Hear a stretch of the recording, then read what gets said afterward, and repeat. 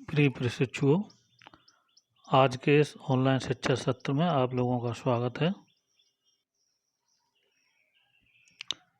आज का सत्र डीएलएड चतुर्थ सेमेस्टर के लिए है और इस सत्र का प्रकरण है प्रारंभिक स्तर हेतु लेखन विषय। तो इसके अंतर्गत आज हम प्रारंभिक स्तर मीन्स प्राथमिक और उच्च प्राथमिक कक्षा 1 से लेकर 8 तक के बच्चों के लिखने हेतु कौन कौन से लेखन विषय हैं जिन पर के आसानी से लिखा जा सकता है, भाव अभिव्यक्ति की जा सकती है। तो उस पर आज हम लोग चर्चा करेंगे और देखेंगे कि किस तरीके से आसानी के साथ लेखन कार्य प्रारंभ किया जा सकता है। प्राथमिक एवं उच्च प्राथमिक स्तर पर जो लिखित अभिव्यक्ति है उसको विकसित करने के लिए हमें बहुत ही सटीक और उपयुक्त विषयों का चुनाव करना चाहिए ताकि जो छात्रों की रुचि एवं योग्यता है उसके अनुरूप विषय प्राप्त हो सके और छात्र अपनी रुचि के अनुसार अपनी योग्यता का प्रदर्शन कर सकें।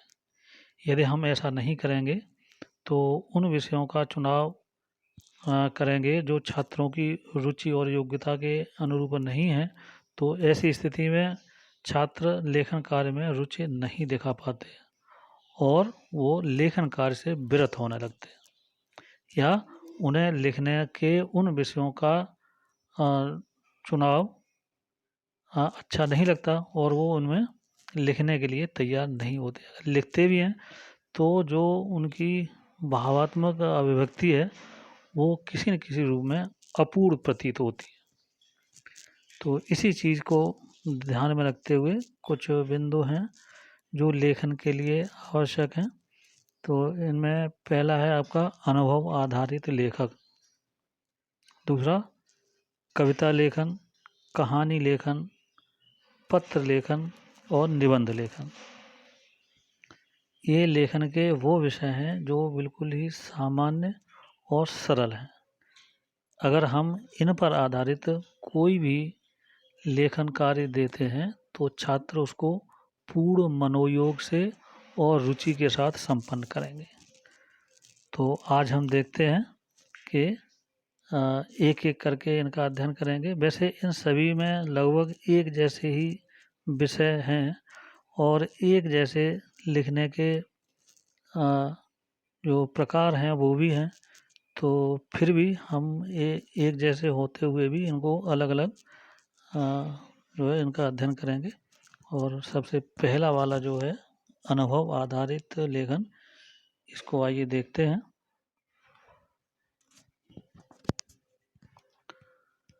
जैसा कि आप लोग जानते ही हैं कि अनुभव मानव जीवन का अनिवार्य और अभिन्न अंग है।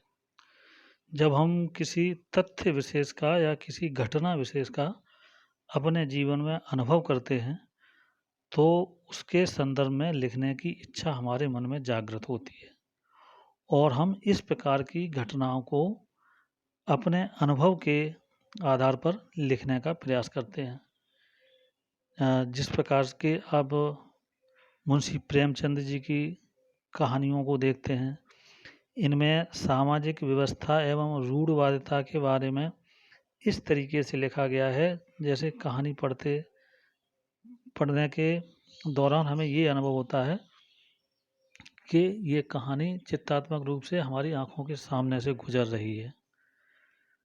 तो इस प्रकार हम देखते हैं कि लेखन का आधार जो हमारा अनुभव होता है उसमें हमारी जो अभिव्यक्ति और कला होती है वो हमारे दृष्टिकोण को सार्थक रूप से विकसित करती है और जो अनुभव आधारित लेखन होता है उसको लिखने के लिए हमारी जो मनोदशा है वो भी अनुकूल रहती है।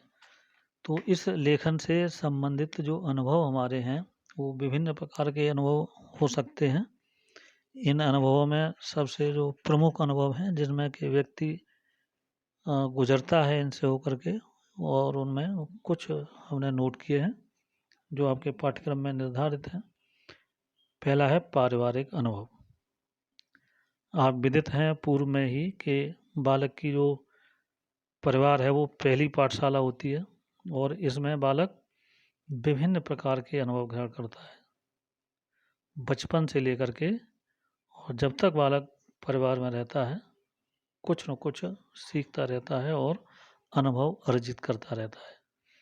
इन अर्जित अनुभवों को छात्र के विभिन्न प्रकार के जो पारिवारिक अनुभव हैं उनको बातचीत के माध्यम से पहले मौखिक और फिर उनको लिखने के लिए कहा जाए।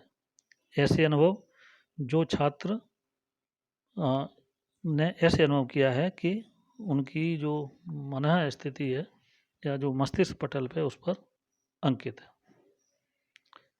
परिवार के बाद दूसरा आपका सामाजिक अनुभव है। समाज में घटित होने वाले ऐसे अनुभव जो छात्र देखता है और उनसे सीखता है। बालक जिस परिवेश में रहता है उस सामाजिक परिवेश में कई सारी ऐसी घटनाएं घटित होती रहती हैं जो बाल मन को छू जाती हैं। इन घटनाओं के बारे में सर्वप्रथम बालक को मौखिक रूप से या श्रवण करा के जो है सुनना चाहिए, और बाद में उनको लिपिबद्ध करने के लिए कहा जाना चाहिए। इन घटनाओं में कोई भी घटनाएं हो सकती हैं, जैसे किसी भूखे व्यक्ति को भोजन कराना, और भोजन कराने के बाद उसके द्वारा विभिन्न प्रकार की दुआएं या शुभकामनाएं देना, या किसी असहाय व्यक्ति की, निर्धन व्यक्ति की सहायता करना। तो ये घटनाएं सामाजिक घटनाएं हो सकती हैं। ठीक इसी तरीके से आपका विद्यालयी अनुभव। विद्यालय से आशय उस संस्थान से, उस जगह से जहाँ से हम सीखना प्रारंभ करते हैं।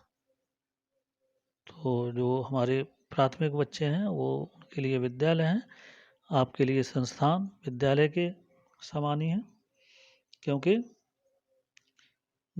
जहाँ हम पहली बार कुछ न कुछ नया सीखने के लिए जाते हैं वो विद्यालय का ही स्वरूप होता है। तो हम इन संस्थानों में या इन विद्यालयों में अपने साथियों के साथ मिलते हैं, और उनसे मिलने के बाद कुछ न कुछ नया सीखते हैं। इसी प्रकार से जो विद्यालय की या संस्थानों की जो परंपराएं होती हैं उनमें हमें ढलना पड़ता है। कुछ परंपराएं हमें अच्छी लगती हैं, कुछ अच्छी नहीं लगती हैं, लेकिन उसके बावजूद भी उन्हें हमें मानना पड़ता है। तो ऐसी स्थिति में वो हमारे अनुभव जो हमारे सीखने के दौरान गुजरते हैं, और जो हमारे साथी हैं उनके साथ जो भी घटनाएं घटित होती हैं उनसे हमें जो भी अनुभव के द्वारा सीखने को मिलता है, इन पर आसानी से कुछ न कुछ लिखा जा सकता है। ठीक इसी तरीके से प्रत्येक समाज के, संस्कृति के कुछ सांस्कृतिक अनुभव होते हैं। बालक का सामाजिक और संस्कृति में पूर्ण विश्वास होता है, और भारतीय परिवेश मानवता और नैतिकता के लिए तो वैसे भी प्रसिद्ध है, क्योंकि नैतिकता एवं मानवता भारतीय संस्कृति का मूल तत्व है। तो बालक को विभिन्न प्रकार के सांस्कृतिक और सभ्यता संबंधी जो कार्यक्रम होते हैं उनमें जो भी अच्छा लगता है, या नैतिकता और मानवता से संबंधित जो भी तथ्य हैं जो बहुत ही अच्छे लगे हैं, उनको लिपिबद्ध करवाना या लिपिबद्ध करने के लिए प्रेरित करना, ये हमारे सांस्कृतिक अनुभवों के अंतर्गत आता है। ठीक इसी तरीके से स्वानुभव या आत्मिक अनुभव, हमारे स्वयं के अनुभव जो कि किसी भी उच्च स्तरीय घटना से संबंधित हो सकते हैं, या कुछ ऐसी नैतिकता से संबंधित हो सकते हैं, या किसी उपदेशात्मक तथ्य को लेकर के हो सकते हैं, जिसमें कि हमारे तर्क और चिंतन के से संबंधित अनुभवों पर विचार किया जाए। जैसे आपने देखा होगा कि कभी कभी बच्चे इस तरीके के प्रश्न पूछ लेते हैं कि वहाँ हम तर्क विहीन हो जाते हैं। जैसे बच्चा पूछता है कि चिड़िया क्यों उड़ती है। एडिसन ने जबकि एडिसन बिल्कुल प्राथमिक कक्षाओं में थे, तो उन्होंने अपनी शिक्षिका से यही सवाल किया था कि चिड़िया कैसे उड़ जाती है ना, कि चिड़िया के पंख होते हैं इसलिए उड़ जाती है। तो उसने तर्क दिया कि पंख के तो, वो पतंग के तो पंख नहीं होते, फिर भी उड़ जाती है, तो पतंग क्यों उड़ जाती है ना, या मानव बूढ़ा क्यों होता है। इस तरीके के जो प्रश्न हैं वो हमारे अनुभव पर आधारित होते हैं। तो इन्हीं को ध्यान में रखते हुए हमें अपने स्वयं के अनुभव के आधार पर, जिसमें हमारा तर्क और चिंतन हमारा प्रखर हो, उन्हें लिपिबद्ध करने के लिए कुछ न कुछ अवश्य प्राप्त हो जाता है।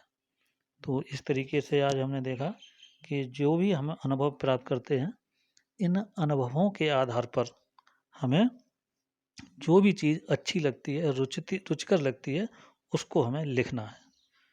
तो आपका जो लेखन है अनुभव आधारित, वो आज इतना ही है, लेकिन इसके साथ साथ आपको गृह कार्य दे रहा हूँ मैं पहली बार।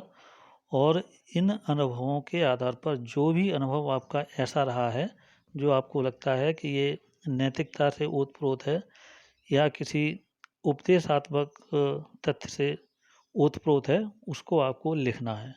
और कम से कम 100 शब्दों में आपको लिखना है। आप हिंदी में भी लिख सकते हैं, अंग्रेजी में लिख सकते हैं, जो भी आपको टॉपिक अच्छा लगे अनुभव के आधार पर, उसको आपको लिखना है न्यूनतम 100 शब्दों में। और लिखते समय चूँकि आपका ये विशेष तौर पर लेखन और पठन का ही विषय है, अतः लेखन में उन सारी बारीकियों को आपको ध्यान में रखना है जो अब तक मैंने आपको बताई हैं। ठीक है, तो जो भी आप लिखेंगे वो विषय आपका स्वयं का होगा। इतना ध्यान रखना है कि जो भी आपका अनुभव हो वो ऐसा हो, आपके स्तर के अनुकूल हो। आप अपने स्तर को बनाए रखें और अपने स्तर के अनुकूल ही आपको जो आपका अनुभव है उसको लिपिबद्ध करना है। और लिपिबद्ध करने के बाद हमको व्हाट्सएप ग्रुप में भेजना है। अगर आप व्हाट्सएप ग्रुप में न भेजना चाहें तो मेरे व्यक्तिगत नंबर पर आपको भेजना है 100 शब्दों में लिखा हुआ कोई भी एक अनुभव। ये आपके लिए गृह कार्य है। इसी के साथ आज का सत्र ही संपन्न होता है। धन्यवाद।